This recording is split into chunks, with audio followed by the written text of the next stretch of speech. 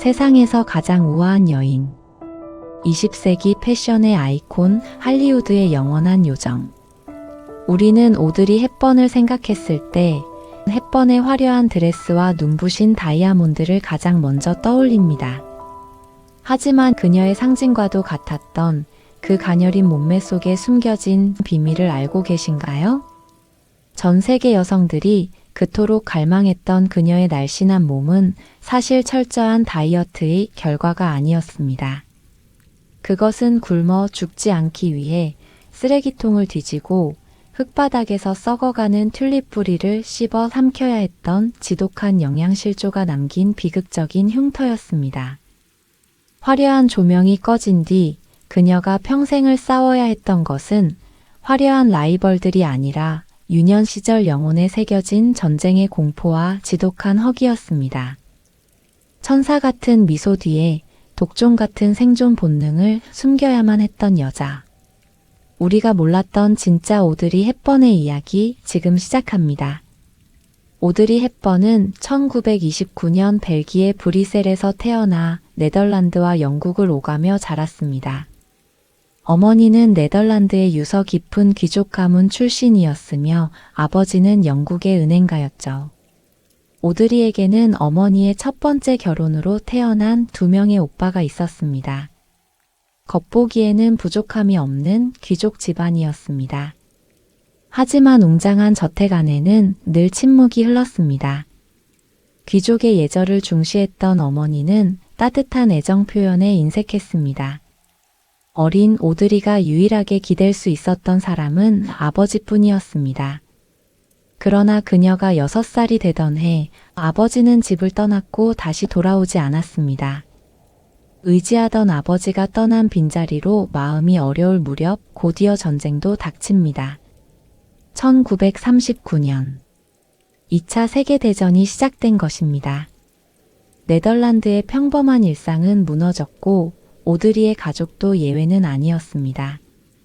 큰오빠는 독일의 강제 노동 수용소로 끌려갔고 작은 오빠는 징용을 피하기 위해 오랜 시간 지하에 숨어 지내야 했습니다. 존경하던 외삼촌은 레지스탕스 활동을 이유로 독일군에게 끌려가 생사를 알 수 없게 되었죠. 살아남은 오드리는 자신의 영국식 이름이 독일군의 표적이 될 것을 우려해 에다 반 햄스트라라는 네덜란드식 가명으로 신분을 숨긴 채 살아야 했습니다. 흥미로운 사실은 그녀가 안내의 일기를 쓴 안네 프랑크와 동갑내기였으며 당시 불과 100km 떨어진 곳에 살았다는 점입니다. 훗날 안네의 일기를 읽은 오드리는 자신의 지하실 생활과 너무나 똑같은 그 기록에 충격을 받았습니다. 이런 이유로 그녀는 훗날 안네의 일기 영화 출연 제안이 들어왔을 때 끝내 캐스팅을 거절하게 됩니다.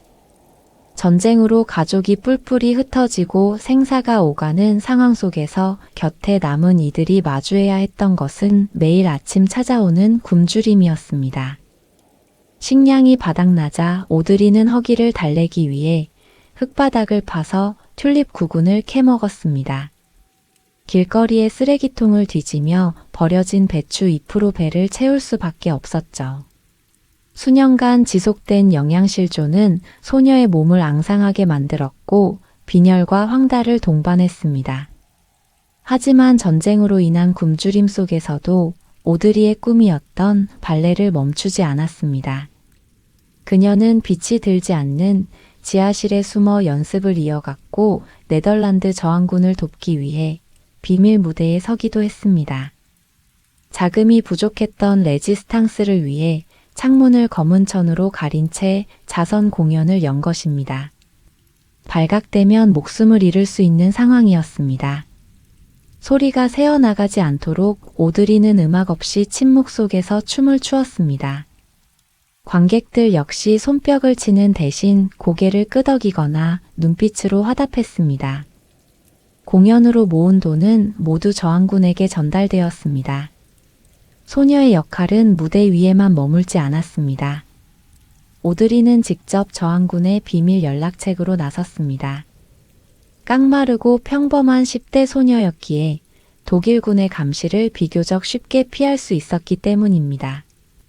그녀는 헐렁한 신발 밑창이나 양말 속에 비밀 문서와 자금을 숨겼습니다.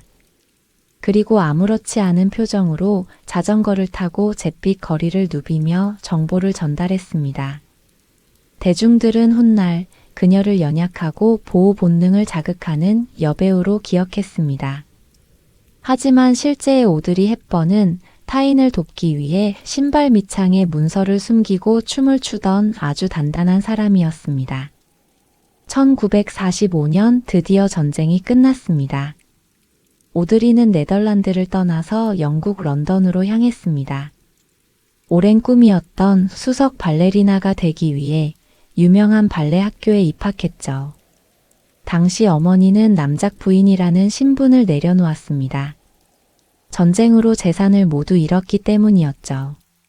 어머니는 딸의 학비를 벌기 위해 남의 집 요리사나 청소부 등 굳은 일을 마다하지 않았습니다.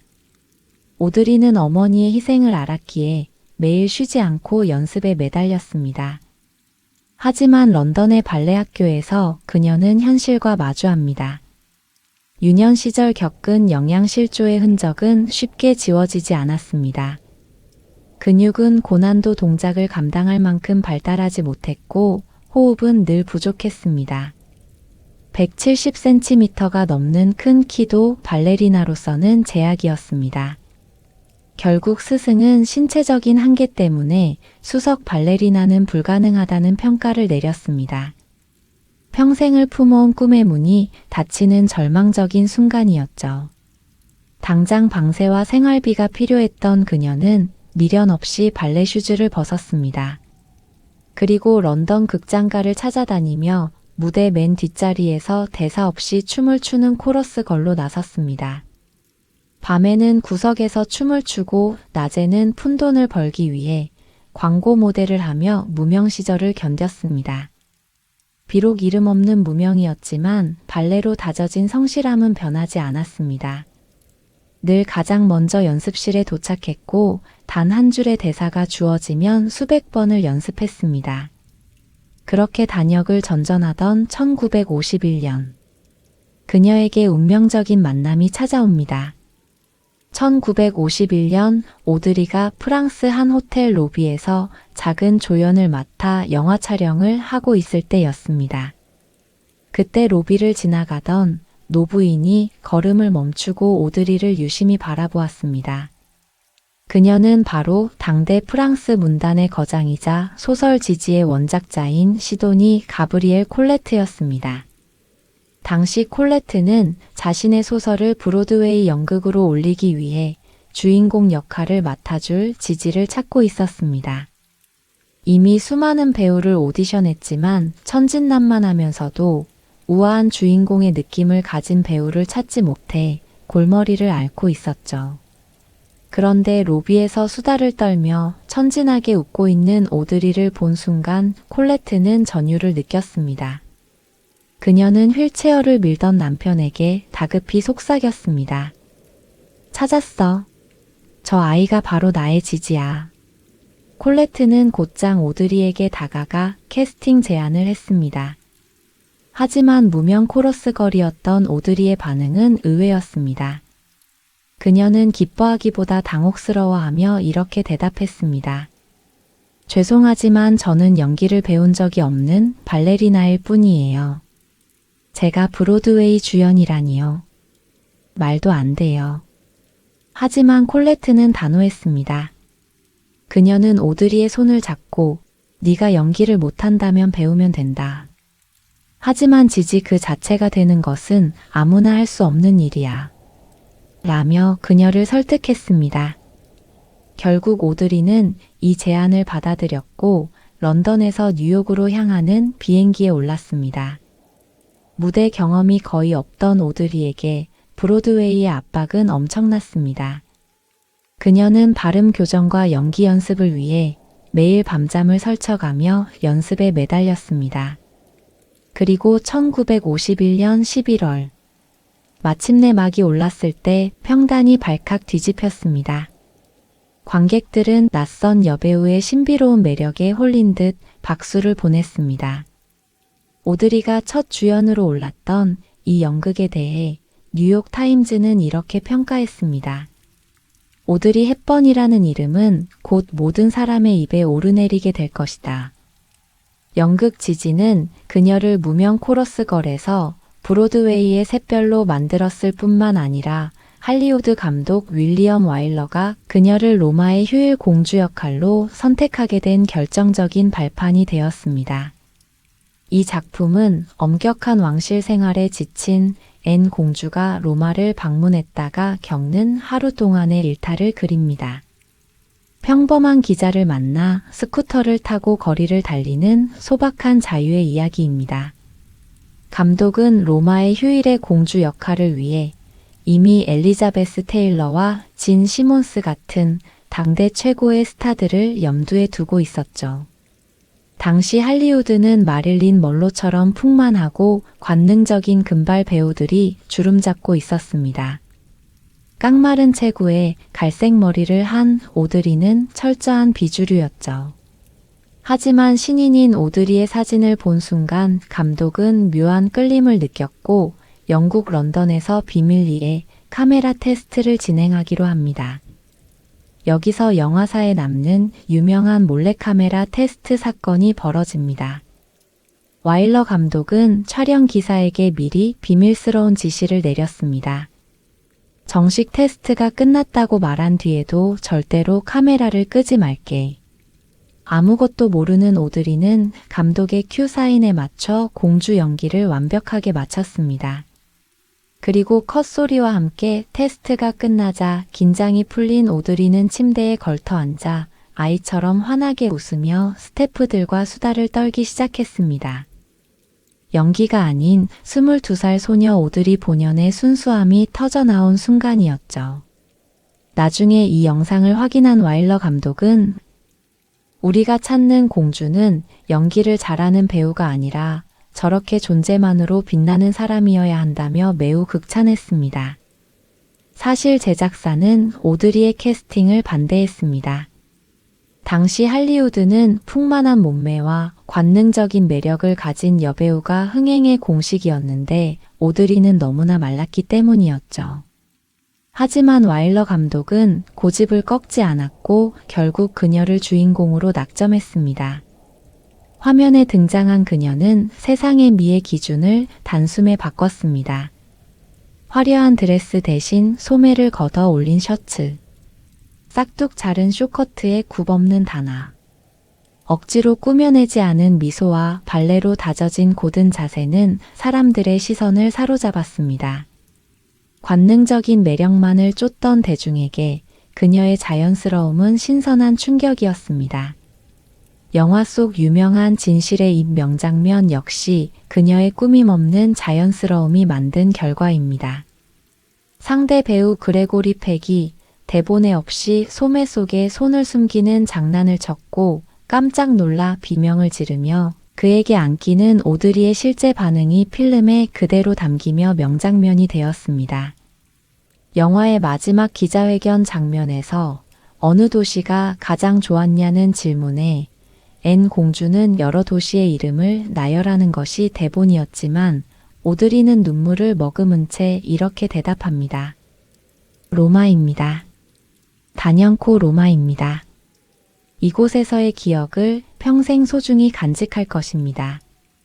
절제된 표정 속에 깊은 아쉬움을 담아낸 이 대사는 영화 역사상 깊은 여운을 남긴 명장면이 되었습니다. 더욱 감동적인 비화는 상대 배우였던 그레고리 팩에게 있습니다.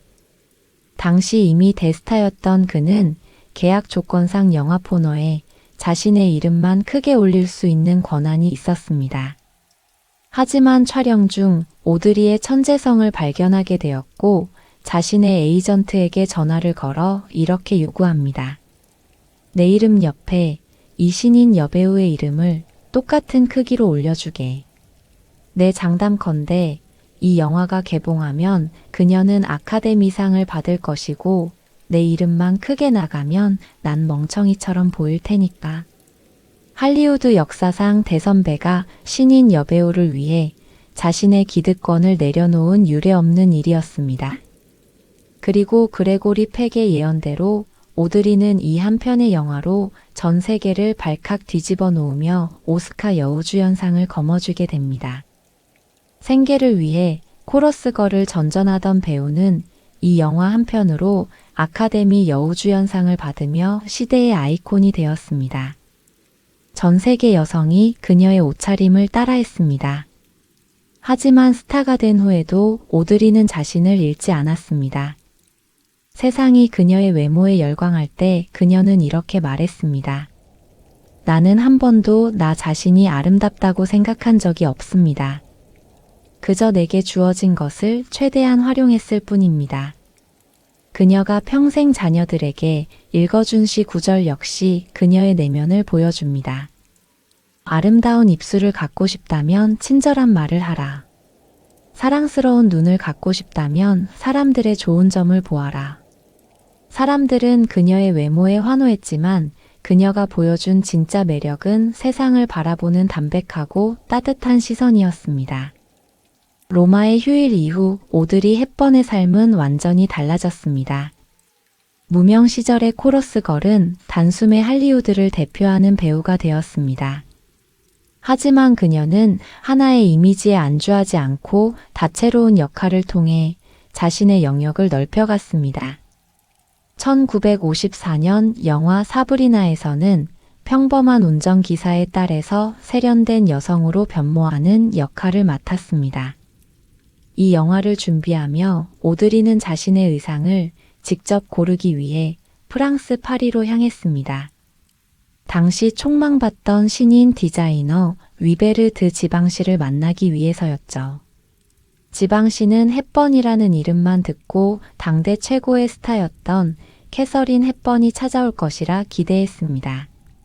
하지만 작업실 문을 열고 들어온 사람은 화장기 없는 얼굴에 헐렁한 티셔츠, 좁은 바지에 밀짚 모자를 쓴 깡마른 소녀였습니다.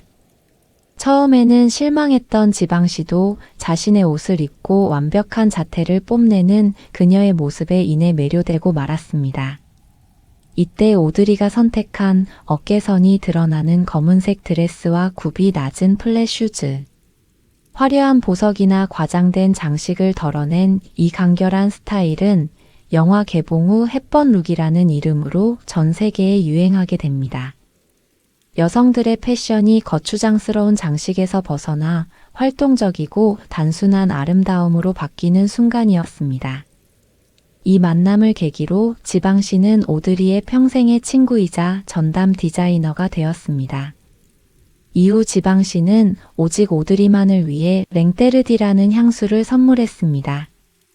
오드리가 나 이외의 누구에게도 이 향수를 팔지 말라고 말할 정도로 두 사람의 신뢰는 두터웠습니다.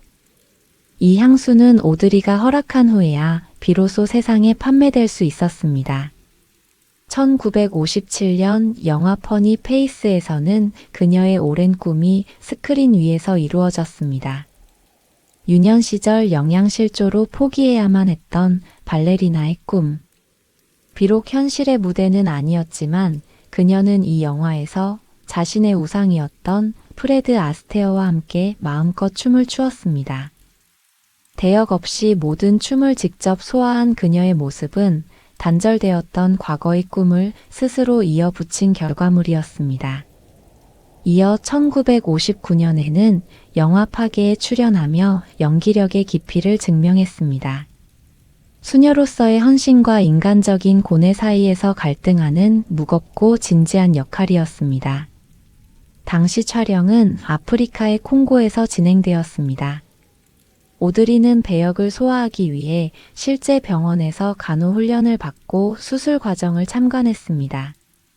훗날 그녀가 화려한 조명을 버리고 아프리카의 흙먼지 속으로 향하게 된 씨앗이 바로 이때 심어졌는지도 모릅니다. 1961년에는 대중의 머릿속에 영원히 남을 또 하나의 캐릭터를 탄생시킵니다. 티파니에서 아침을 일하는 영화의 주인공 홀리 고라이틀리입니다. 이른 아침 뉴욕의 보석가게 쇼윈도 앞에서 선글라스를 끼고 크루아상을 먹는 오프닝 장면. 그리고 비상계단에 앉아 기타를 치며 문 리버를 부르는 장면은 영화사에 남는 명장면이 되었습니다. 사실 원래 조용하고 내성적이었던 오드리에게 매일 밤 파티를 즐기는 활달한 홀리 역할은 큰 도전이었습니다. 게다가 영화 편집 과정에서 한 제작사 간부가 지루하다는 이유로 문 리버를 부르는 장면을 잘라내려 했습니다. 평소 스태프들에게 화를 내는 법이 없던 오드리였지만 이때만큼은 달랐습니다. 그녀는 책상을 내리치며 이 노래를 빼려거든 내 시체를 넘고 가야 할 것이라며 단호하게 맞섰습니다. 그녀의 굳은 의지 덕분에 살아남은 이 노래는 그해 아카데미 주제가상을 받았습니다. 1964년 마이 페어 레이디에서도 그녀의 변신은 이어졌습니다. 억센 런던 사투리를 쓰는 꽃 파는 처녀에서 우아한 귀족 숙녀로 변모하는 일라이자 역할을 훌륭히 소화했습니다. 비록 영화사의 결정으로 노래 장면의 목소리는 다른 가수의 목소리로 더빙되었지만 그녀는 불평 없이 현실을 받아들였고 정교한 립싱크와 표정 연기로 작품을 완성했습니다. 연기를 향한 그녀의 열정은 배역을 가리지 않았습니다. 1967년 영화 어두워질 때까지에서 시각장애인 역을 맡았을 때는 실제로 맹인 학교에 입학해 점자를 배우고 안대를 낀 채 지팡이에 의지에 걷는 훈련을 받았습니다. 스크린 위에서 그녀는 늘 반짝였습니다. 하지만 카메라 불이 꺼진 뒤의 모습은 한결같았습니다. 발레리나와 무명 코러스걸 시절부터 몸에 밴 성실함으로 항상 촬영장에 가장 먼저 도착해 대본을 외웠습니다. 스태프들의 이름을 모두 기억하고 먼저 다가가 인사를 건넸습니다. 전 세계가 그녀의 이름에 열광했고 그녀는 할리우드에서 가장 높은 자리에 올랐습니다.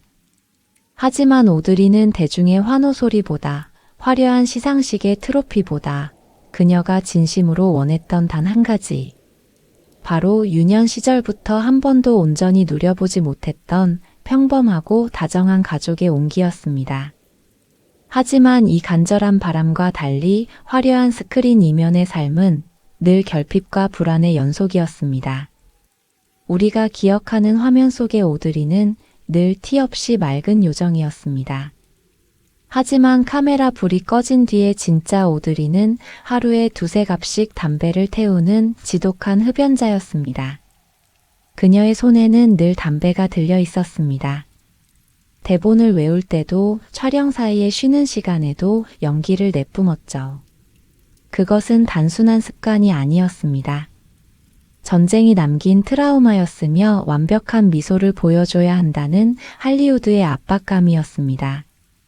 대중은 그녀의 우아한 미소에 열광했지만 정작 그녀는 텅 빈 대기실에 홀로 앉아 매캐한 담배 연기 속으로 깊은 한숨을 토해내곤 했습니다. 오드리는 세계적인 스타가 된 후인 1960년대 적십자사를 통해 아일랜드에 살고 있는 그리웠던 아버지를 20년 만에 찾아낼 수 있었습니다. 그녀는 설레는 마음으로 아버지를 만나러 갔지만 아버지는 딸이 세계적인 스타가 되었다는 사실에도 아무런 감흥을 보이지 않았습니다. 따뜻한 포옹이나 사과 한마디 없이 시종일관 차갑고 무관심한 태도로 딸을 대했죠. 사실 그녀의 아버지는 단순히 가정을 버린 남자가 아니었습니다. 그는 1930년대 영국 파시스트 연합의 핵심 인물로 활동하며 아돌프 히틀러를 추종했던 나치 동조자였습니다. 딸인 오드리가 네덜란드 지하실에서 나치의 눈을 피해 굶주림과 싸우며 저항군 활동을 할 때 그녀의 아버지는 적군의 이념을 찬양하고 있었던 것입니다. 그녀는 아버지가 나치 동조자였다는 사실에 절망했고 그의 차가운 태도에 큰 상처를 받았습니다. 하지만 오드리는 원망하는 대신 아버지가 세상을 떠날 때까지 경제적으로 부양하며 책임을 다했습니다. 그러고는 이렇게 말했습니다. 아버지는 저를 사랑하는 법을 모르시는 분이었을 뿐입니다. 세상의 환호가 커질수록 짙어지는 불안감 속에서 오드리는 늘 자신만의 단단한 울타리를 찾고자 했습니다. 그리고 1953년 런던의 한 파티장에서 동료 배우의 소개로 감독이자 배우인 멜 파러를 만나게 됩니다. 두 사람은 연극 무대에 함께 오르며 사랑에 빠졌습니다. 멜 파러는 그녀보다 12살이 많았고 이미 3번의 이혼을 한 상태였습니다. 주위 사람들은 이들의 만남을 우려했지만 오드리는 1954년 스위스의 작은 마을에서 그와 첫 번째 결혼식을 올렸습니다. 그녀는 드디어 자신만의 단단한 울타리를 찾았다고 믿었습니다. 하지만 결혼 생활은 예상과 다르게 흘렀죠. 오드리의 명성이 높아질수록 남편 멜 파러는 열등감을 느꼈습니다. 그는 매니저를 자처하며 오드리의 대본과 일정을 통제했고 자신이 연출하는 영화에 무리하게 출연시키며 감독들과 잦은 마찰을 빚었죠. 무엇보다 오드리를 힘들게 한 것은 반복된 유산이었습니다.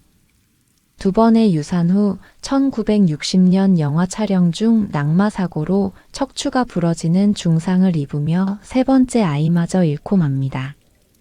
육체적인 통증보다 그녀를 짓누른 것은 자신 때문에 아이를 잃었다는 자책감이었습니다.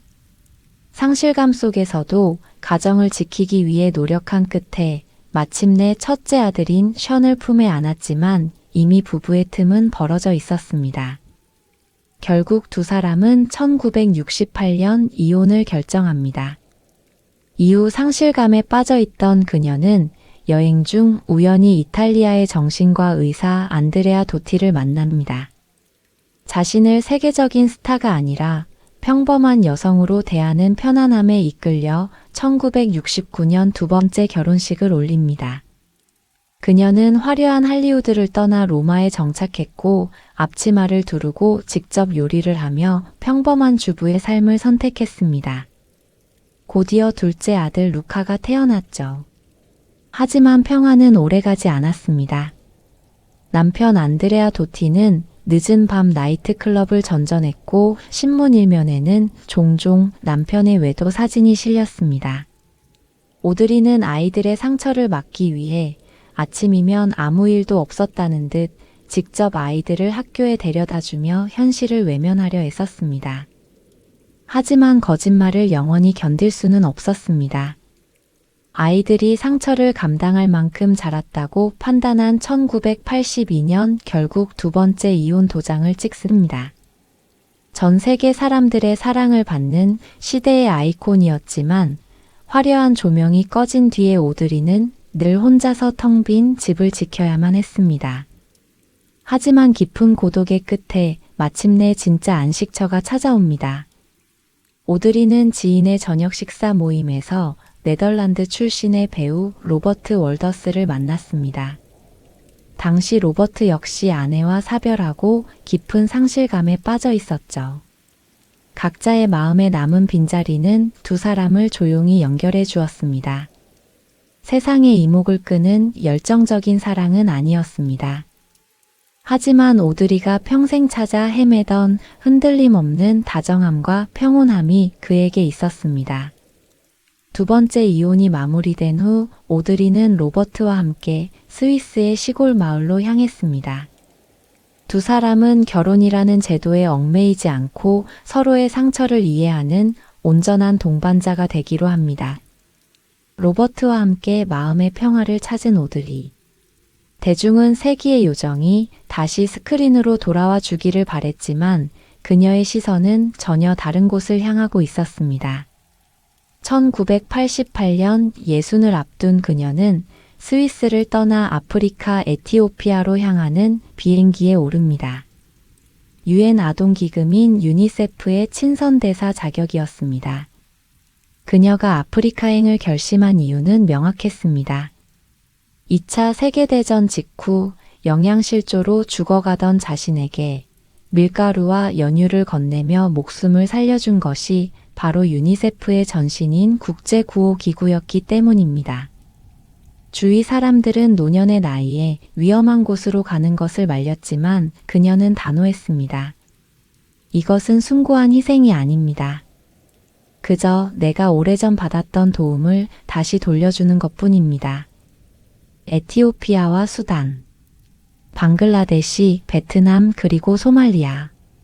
흙먼지가 날리고 총성이 오가는 내전의 현장이 그녀의 새로운 무대가 되었습니다. 구호 현장에서 그녀는 할리우드 스타의 특권을 완전히 내려놓았습니다. 최고급 호텔 대신 전기가 들어오지 않는 낡은 막사에서 잠을 잤습니다. 에어컨이 나오는 자동차 대신 물자가 실린 덜컹거리는 화물기를 타고 이동했습니다. 사진을 찍기 위해 화장을 하거나 깨끗한 옷을 고집하지도 않았습니다. 청바지에 낡은 티셔츠 하나가 그녀가 가진 전부였습니다. 놀라운 사실은 오드리가 영어와 네덜란드어, 프랑스어와 이탈리아어, 그리고 스페인어, 독일어 등 6개 국어에 능통했다는 점입니다. 그녀는 현장에서 통역의 도움 없이 굶주린 아이들과 구호 활동가들의 눈을 직접 맞추며 대화했습니다. 가장 놀라운 것은 아이들을 대하는 그녀의 태도였습니다. 당시 구호 현장에는 콜레라와 이질 같은 전염병이 돌고 있었습니다. 많은 구호 활동가들이 감염을 막기 위해 장갑과 마스크를 착용했죠. 하지만 오드리는 맨손이었습니다. 그녀는 파리가 들끓고 피부병을 앓고 있는 아이들을 아무런 망설임 없이 맨손으로 안아 올렸습니다. 더러운 흙바닥에 주저앉아 뼈만 남은 아이의 등을 쓰다듬으며 조용히 자장가를 불렀습니다. 과거의 자신도 역시 튤립 구근을 씹어 삼키며 굶주림에 떨었던 소녀였습니다. 그녀는 배고픔이 어떤 고통인지 뼛속 깊이 알고 있었습니다. 아프리카의 굶주린 아이들의 눈동자를 마주할 때마다 그녀는 캄캄한 지하실에 숨어 떨고 있던 과거의 자신을 발견했습니다. 흙먼지 속에서 아이들을 꼭 끌어안는 행위는 곧 과거의 상처 입고 외로웠던 어린 오드리를 스스로 안아주고 치유하는 과정이었습니다. 그녀의 진심 어린 행보는 전 세계를 움직였습니다. 은퇴한 여배우의 조용한 봉사가 아니라 전 세계 지도자들과 언론을 향해 구호 기금을 촉구하는 강력한 목소리가 되었습니다. 그녀는 현장에만 머물지 않고 미국 워싱턴 의회에 직접 출석했습니다. 감정에 호소하는 대신 구체적인 사망자 통계와 현장의 상황을 논리적으로 증언했습니다. 그녀의 단단한 연설은 정치인들을 움직였고 막대한 정부 지원금과 기부금이 모여 식량과 우물이 만들어졌습니다. 하지만 1992년 소말리아 구호 현장에서 오드리는 복부에 강한 통증을 느낍니다. 주위에서는 당장 귀국해 검사를 받아야 한다고 권유했지만 그녀는 예정된 일정을 취소하지 않았습니다. 자신이 떠나면 이곳의 아이들이 언론의 관심을 잃게 될 것을 알았기 때문입니다. 그녀는 진통제로 고통을 버티며 끝까지 소말리아의 흙바닥을 지켰습니다. 모든 일정을 마치고 스위스로 돌아와 병원을 찾았을 때 그녀의 몸에는 이미 대장암이 손쓸 수 없을 정도로 퍼져 있었습니다. 의사는 그녀에게 남은 시간이 3달 남짓이라고 선고했습니다. 하지만 죽음을 앞두고도 그녀는 슬퍼하거나 원망하지 않았습니다. 오히려 아프리카의 아이들이 더 이상 굶지 않기를 바란다는 말을 남기며 조용히 주변을 정리하기 시작했습니다. 평생을 찾아 헤맸던 마음의 평온을 발견한 사람의 흔들림 없는 미소였습니다. 1992년 겨울 스위스의 집으로 돌아온 오드리는 평온하게 생의 마지막을 준비했습니다. 생의 마지막 크리스마스. 오드리는 침대 곁으로 두 아들과 로버트를 불렀습니다. 그리고 자신이 평생 나침반처럼 품고 살았던 시 한 편을 유언처럼 차분하게 읽어주었습니다. 매력적인 입술을 갖고 싶다면 친절한 말을 하라. 사랑스러운 눈을 갖고 싶다면 사람들의 좋은 점을 보아라. 날씬한 몸매를 갖고 싶다면 너의 음식을 배고픈 사람과 나누어라. 숨을 고른 그녀는 자녀들의 손을 쥐고 마지막 구절을 이어나갔습니다. 기억하라. 만약 도움의 손길이 필요하다면 내 팔 끝에 있는 손을 이용하면 된다. 네가 나이가 들면 손이 두 개라는 것을 알게 될 것이다. 한 손은 너 자신을 돕는 손이고 다른 한 손은 타인을 돕는 손이다. 해가 바뀐 1993년 1월 20일. 63세의 오드리 헵번은 사랑하는 이들이 지켜보는 가운데 조용히 눈을 감았습니다. 동료 배우 엘리자베스 테일러는 하늘이 가장 아름다운 천사를 먼저 데려갔다며 애도했습니다. 그녀가 세상을 떠나기 3년 전인 1990년. 네덜란드 화훼협회는 새롭게 개량한 순백의 하얀 튤립에 오드리 헵번이라는 이름을 붙여 헌정했습니다.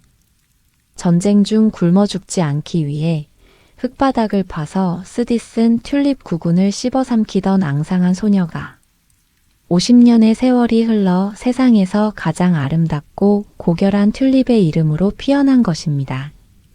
오드리의 삶은 오늘을 사는 우리에게 조용하지만 강한 울림을 남깁니다. 그녀는 인생에서 마주한 거대한 결핍을 원망으로 되돌려주는 대신 세상을 치유하는 가장 따뜻한 도구로 바꾸어 사용했습니다. 6살 때 자신을 버린 아버지. 그리고 그 아버지가 나치 동조자였다는 충격적인 진실 앞에서도 그녀는 분노하기보다 용서를 선택했습니다. 그 넓은 마음이 있었기에 훗날 국경과 이념을 넘어 굶주린 아이들을 편견 없이 품을 수 있었던 것이 아닐까요? 사람들은 그녀의 가녀린 외모에 열광했지만 정작 그녀가 남긴 진짜 아름다움은 스스로의 삶을 대하는 정직하고 단단한 마음에 있었습니다. 할리우드가 관능적인 매력에 매몰되어 있을 때 그녀는 자신의 깡마른 몸을 당당히 드러내며 새로운 우아함의 기준을 만들었습니다. 노년의 주름을 감추려 애쓰는 대신 아프리카의 먼지 속으로 뛰어들어 아이들의 손을 잡는 용기를 보여주었죠. 진정한 아름다움이란 화려한 조명 아래서가 아니라 누군가를 위해 내미는 손끝에서 완성된다는 사실을 그녀는 온몸으로 증명해 보였습니다. 비록 그녀의 사생활은 영화처럼 완벽하지 않았습니다. 거듭된 유산과 2번의 이혼. 그리고 차가웠던 아버지까지. 하지만 오드리는 그 무너진 틈 사이로 사랑이라는 꽃을 피워냈습니다.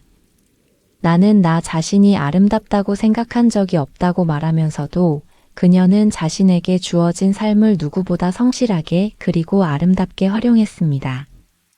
가장 화려한 스포트라이트를 받았던 여배우가 생애 마지막 순간에는 낮은 곳에서 아이들을 안아주며 남긴 그 온기는 여전히 우리 곁에 머물러 있습니다.